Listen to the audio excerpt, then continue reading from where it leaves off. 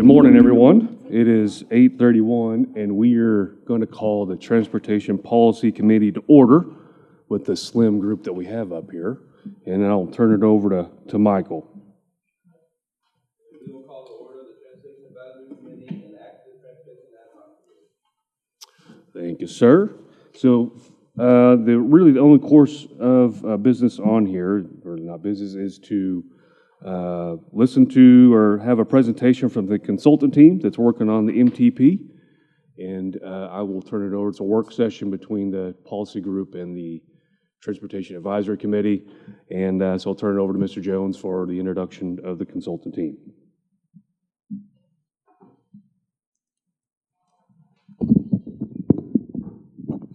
Good morning.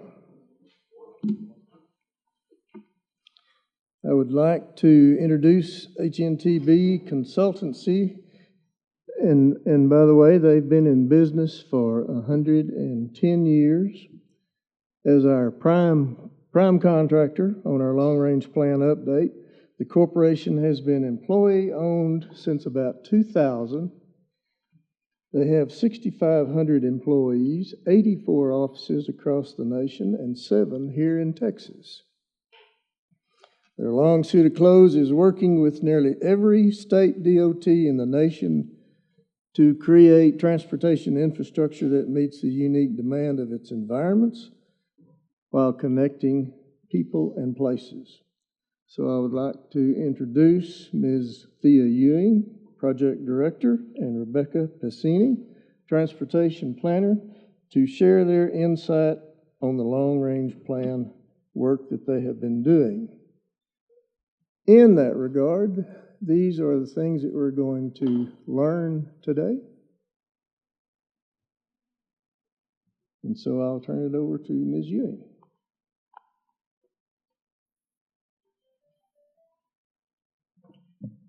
Welcome.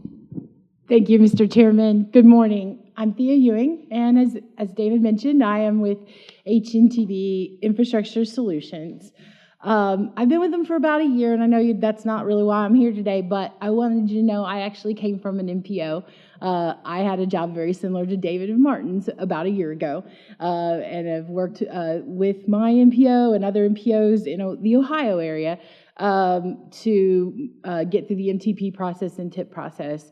And really excited to work in a new environment with a new team on a challenge to get their MTP approved. So a little bit of history about metropolitan planning. After talking to David and Martin, I understand some of you are newer to the MPO planning process, so I would go over it just briefly. I don't want to bore you with all the back details, but to be a metropolitan planning organization under the federal government, you do have to have an urbanized area of a population of over 50,000 people, determined by the census, and of course that is something that you guys have. And for that agreement with the governor, 75% of that affected area has to be covered with these dollars that you ultimately bring in for transportation projects. And ultimately having a board that oversees all of that work is important, that is local. So why is it that we bring all these people together to make these decisions? It's because you bring your federal dollars back into the state and it allows you to then discern where you're going to spend those. And a lot of this came up under the Federal Aid Highway Act of 1962, and you guys came into existence in 73 after that. And since then, we've had multiple highway bills that have pushed forward multiple requirements, and they just keep piling on top of you.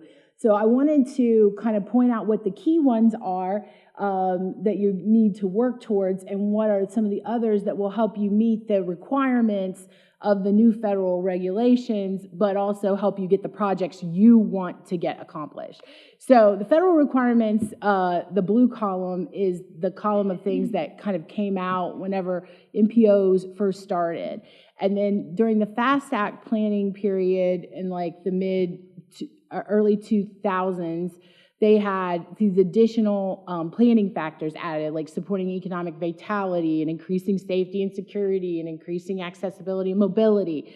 And then most recently, With the newest transportation bill, there is more of a USDOT planning emphasis areas with some of the things that you see there, like climate, equity, and the like. So this isn't really necessarily about you guys adopting all of that per se, but also helping you just meet the requirements so that you can get your federal dollars and move forward. So that process is a 3-step process at the MPO. So the MPOs are required to do 3 things. That's it. Well, at the federal level, the states can have their own set of requirements as well. But at the federal level, you have to have a continuous, coordinated, comprehensive planning process. I like to kind of tie those back to 3 products of the MPO, which include the Unified Planning Work Program, which you work on every year. You work on this to basically kind of move things forward on an annual basis, and that's the staff planning. And then the coordinated planning, a 4-year capital improvement biannually updated, and that's where you get the money. That's the money that's getting spent on projects, and that's when you're lining things up to go.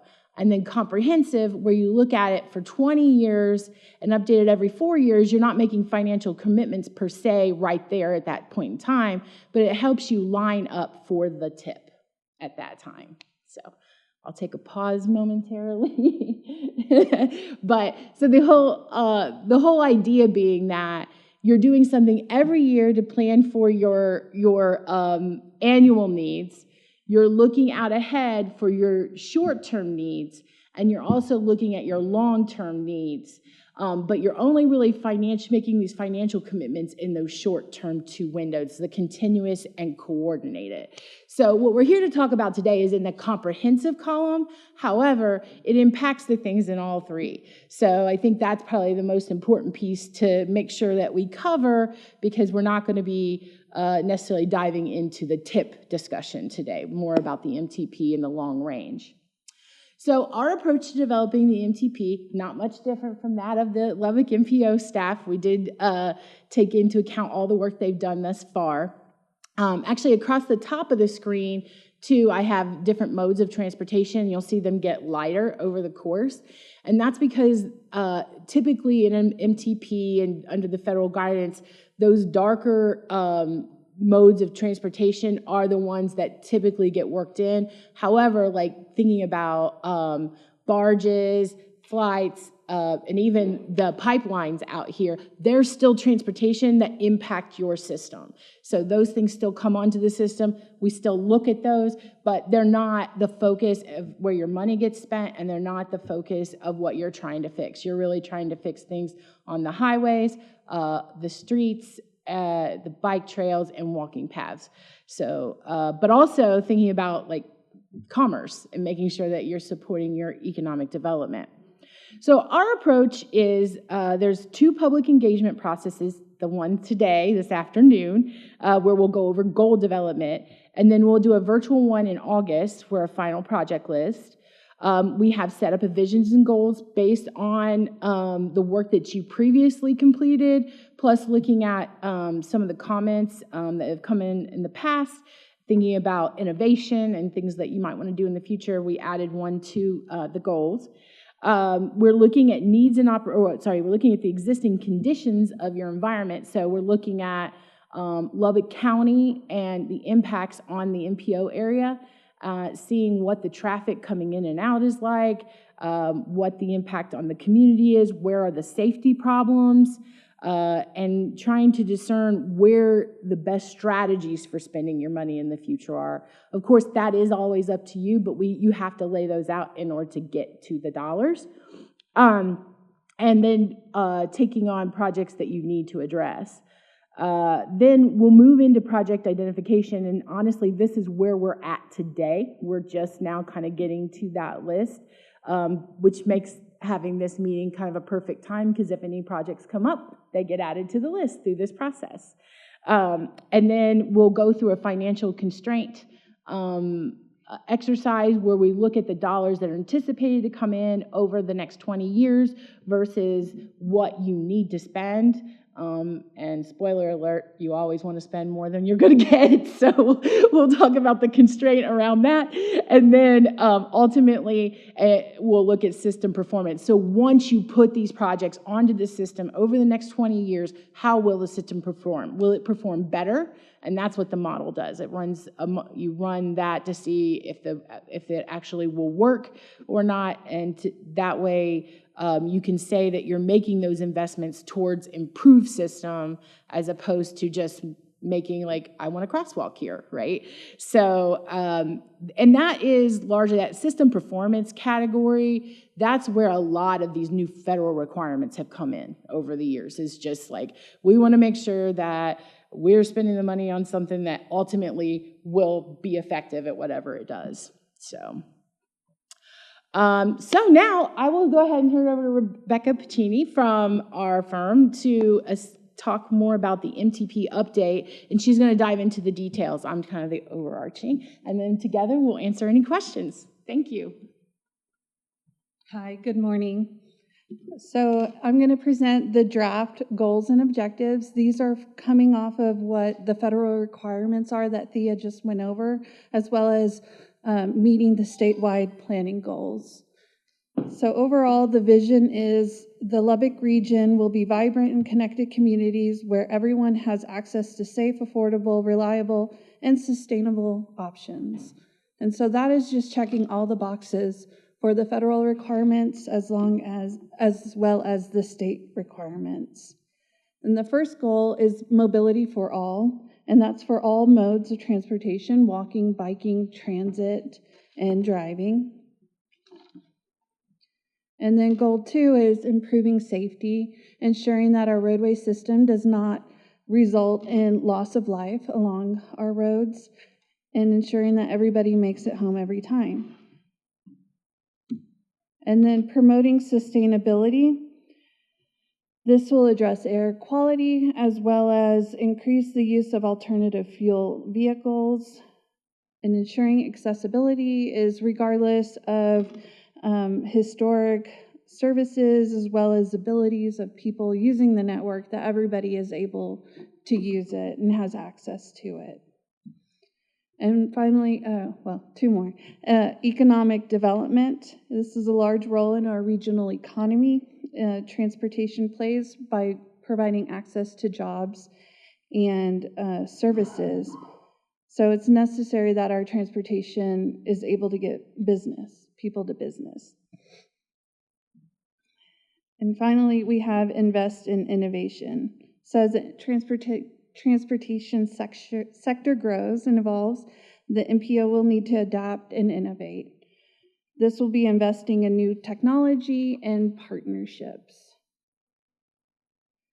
So these are some of the highlights from the existing conditions that we have to increase transit frequency and options, improve low-stress network for walking and biking, address high crash locations, invest in electric vehicle charging infrastructure, preserve right-of-way for corridor widening, implement transportation demand management, identify discretionary funding resources to advance projects, and implement smart traffic systems to optimize routing for buses and fleet vehicles.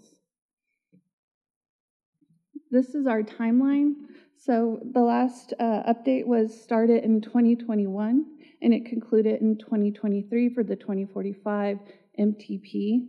And now we are working toward the 2050 update, and that just started this summer, or in May.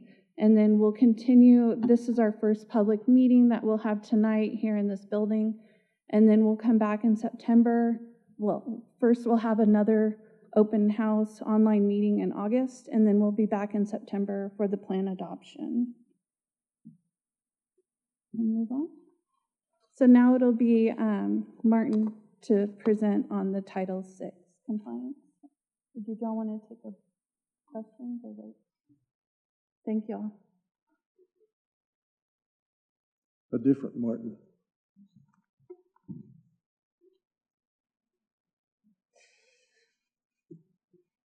Okay, the other components of the transportation planning process include a Title VI plan, a limited English proficiency plan, a congestion management plan, the tools that we use to get our job done. And so part of the discussion this afternoon will be the environmental justice plan.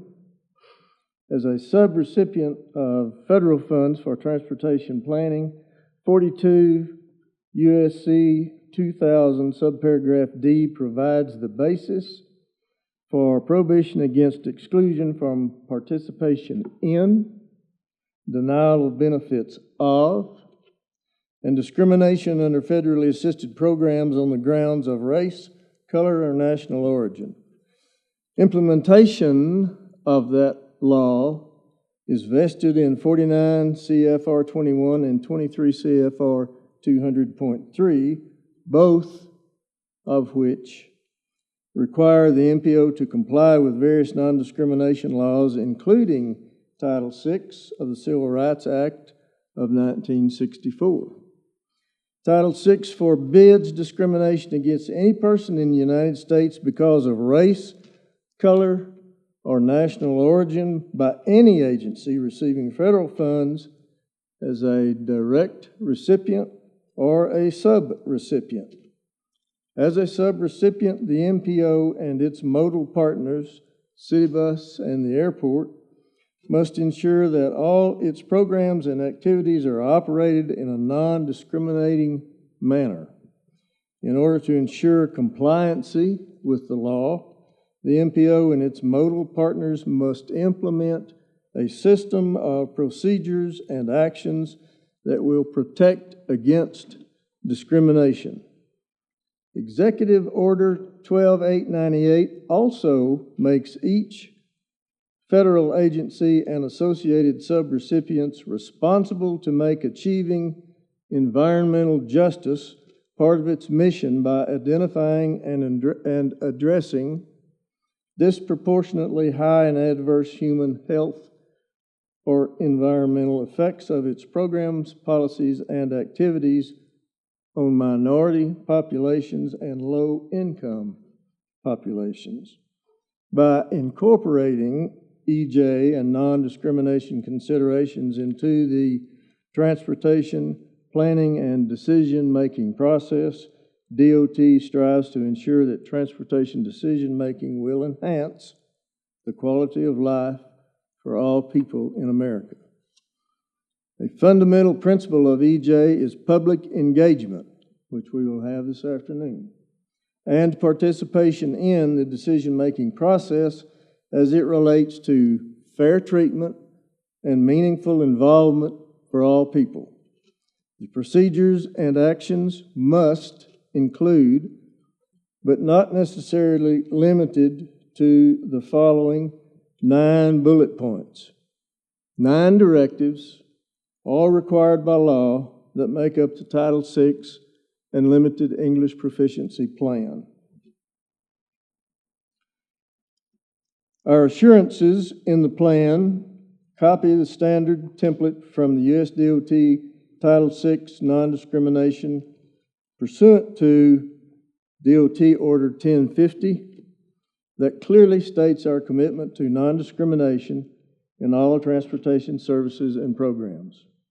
Our non-discrimination statement and notice to beneficiaries of protection under Title VI hangs on the wall today in our office as it has hung for the last 20-odd years. The law also requires that the MPO designate a responsible liaison officer to manage that program.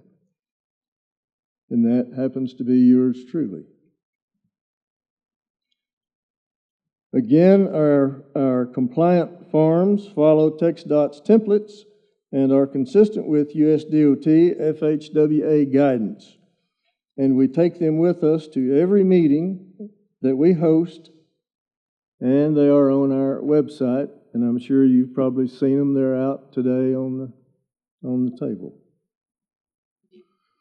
If we get a complaint Our plan stipulates that we inform TxDOT Legal Department within 10 calendar days for further investigation.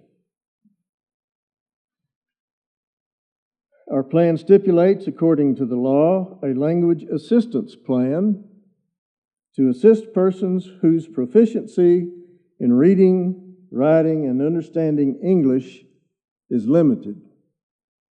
Our plan stipulates that we will provide oral interpretation and/or written translation, whichever is appropriate, at no cost to the recipient.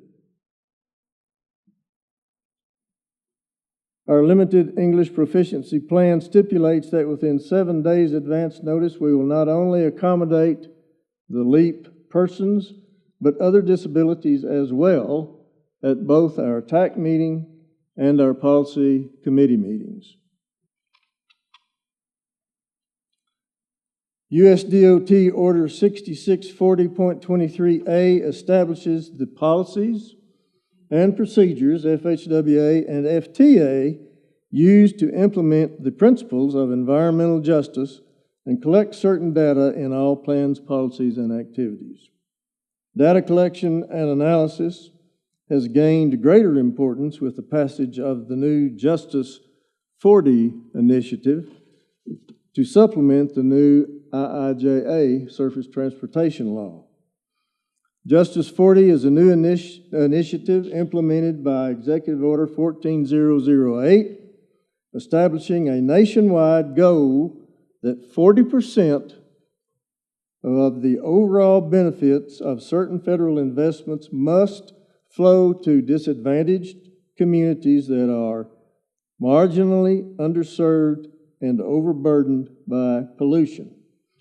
Pollution being defined as air, noise, light, water, land use, and other environmental considerations. The takeaway here is that highway projects and transit operations are two modes specifically enumerated to comply with Justice 40 guidance.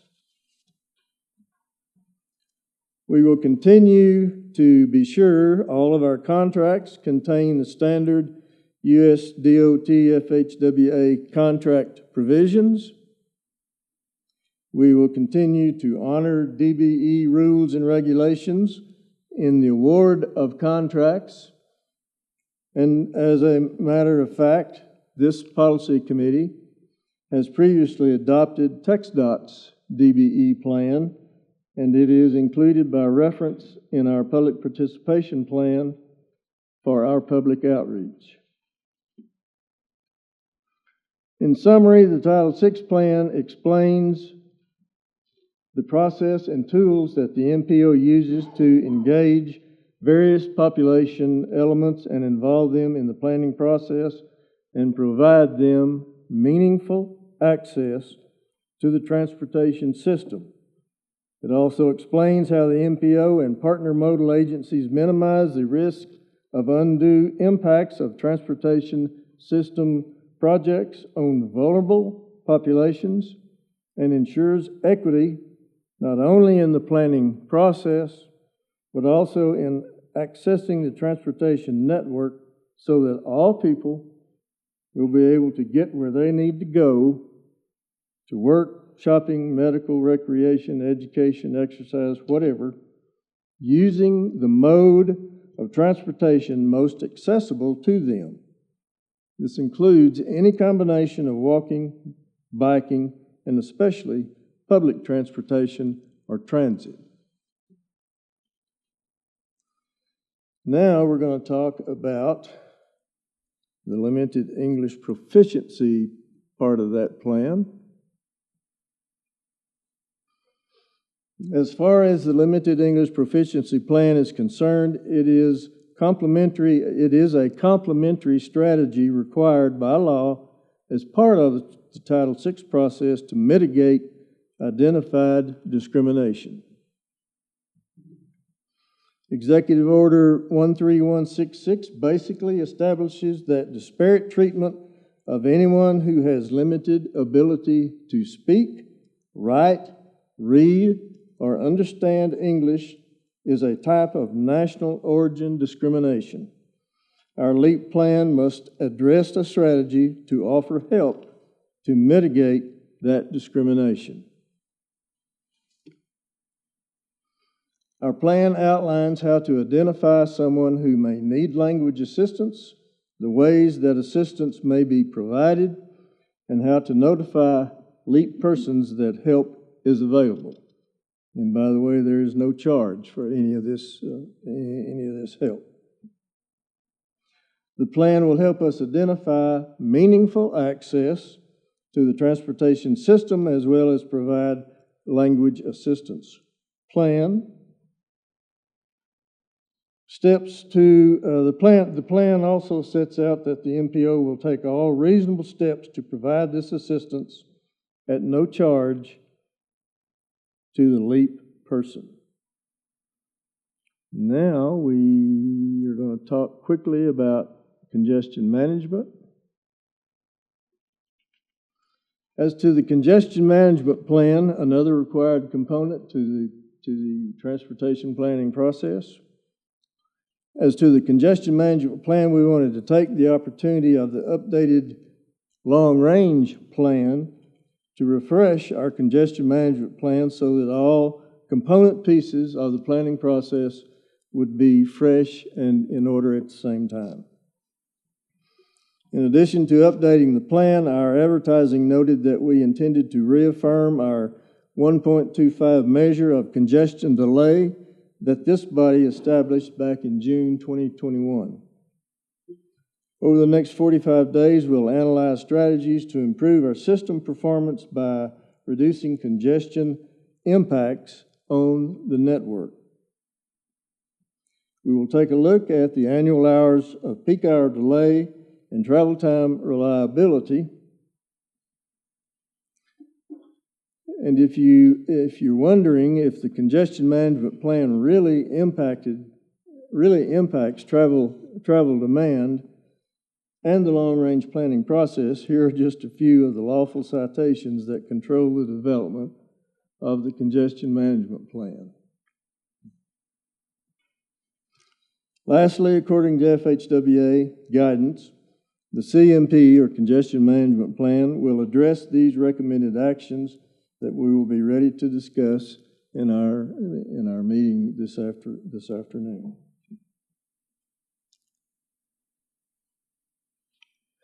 Here in this slide, it talks about how to submit comments. It shows the end of the 45-day comment period is July 18th.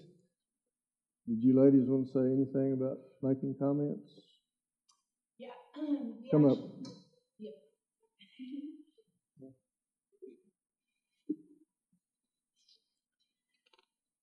Yeah, the only thing notable here is we have the form, we have an email away, and then we also have a sub-consultancy, Puznicki Camarillo, who will be handling everything and compiling it for us. So even those that you guys receive, they can kind of package that all up, and we can help summarize that real nicely. So thanks.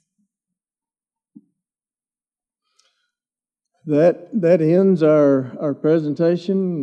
The consultants will answer questions. This meeting today was in preparation for our public meeting this afternoon. We hope you all can attend, and we'll answer questions. Thank you for that. Any questions from the committee here? I did have a question about the goals that were identified. Are the goals in there, are those the goals that this board adopted several years ago? Are those newer goals that have been established or proposed goals? What are those, the goals? These are all newer goals, and they address the national, go ahead. Yeah. So, yeah, they were derived from previous ones, right? We did use so they were derived initially from that initial list, and then we had objectives. The objectives more line up with the national requirements more so than the goals, but you have to have that overarching goal to get to the objectives. We did add one, the innovation one. The last one is a new one. That is to allow you to take advantage of more of the funding, because that innovation funding innovative, I think of there's carbon neutrality funds, right? Well, if you don't want to spend them maybe on electric vehicle charging, you might be able to use them on lane maintenance, as far as being able to do controlled systems or things like that help move traffic faster, as opposed to maybe something you didn't want to do, right? So it allows for more trade-offs when you have a broader set of goals. So, Okay. all right. And then just for clarification purposes, this process, the MTP, is scheduled to be approved by September. Yes, that is, our goal is to make sure that you are set to move forward and federally compliant in September, which means we have to have everything going by August with that last public engagement meeting. Right now, we are on track with that process, and the team here has been wonderful to work with. Excellent. Okay, any other questions from here? TAC committee, questions, comments? None? Well, we're going to be here all day, and if you do have any time to talk to us, we're glad to talk to you about your projects or needs, and then we'll be here at the public engagement as well. So thank you all. We're really glad to be part of your day today. Appreciate it. Thank you guys for being here, ladies. Martin. We just also wanted to be able to make sure that everybody understood that as part of the public process, we do have today's meeting at 3 o'clock. It will be going between 3 and 6. We also have started a public online outreach, and we've already attended the Chamber of Commerce of Economic Development, what was that? Convention. The convention that happened about 3 weeks ago. Based off of those different public outreaches that we have done, to date we've collected almost 200 surveys where people have identified what projects they like, concerns they have, transportation mode issues, and things like that. We will be providing that information back over to HT&B, and they will be compiling that all together with some of the public outreach that they will receive today. And so you will be getting a robust information here in the future. I did have one last clarification because this question came to me, but sending mailed comments to the Lubbock MPO in San Antonio is the accurate place to do that? It is. What we're doing is we're trying to centralize all that data to go through our consultant team. And so they will be processing, compiling, and giving you insight into all the comments. And to help facilitate the timing of that, instead of receiving them at the MPO, having our limited staff process that, we are sending it directly to them, so that way they can compile and process on our behalf. The electronic surveys are coming directly into the MPO website, and then we are taking those. Once we close those, we will be exporting them out into an Excel sheet and providing those digitally back over to our consultant team. Just with mail, it takes a lot more manpower to review each one of those comments, to input them in electronically, and then to be able to process them. And so we're trying to help facilitate the timing by sending them directly to them. Okay. Thank you for that. Okay. Any last parting comments, questions, concerns from the group? I have questions. Ms. McDonald. I wanted to be sure about the time this afternoon. The attachment that we got said 3:30 to 5:30, and you just said 3 to 6. 3:30 to 5:30. Thank you. Over at the other building, not here. Thank you. And what's that address? 916 Main Street. Is it the county building in the County Annex building. In the first other floor end lobby. of the Sky Bridge. Okay. Across the street from the courthouse. In the bank lobby, first floor. Excellent. Very good. 3:30 to 5:30 this afternoon. And all the project sponsors will be there. Okay. If there's nothing else, then we will adjourn the policy committee. And Thank you see for you this your afternoon. time. Thank you much. Always Appreciate it. appreciate you being here.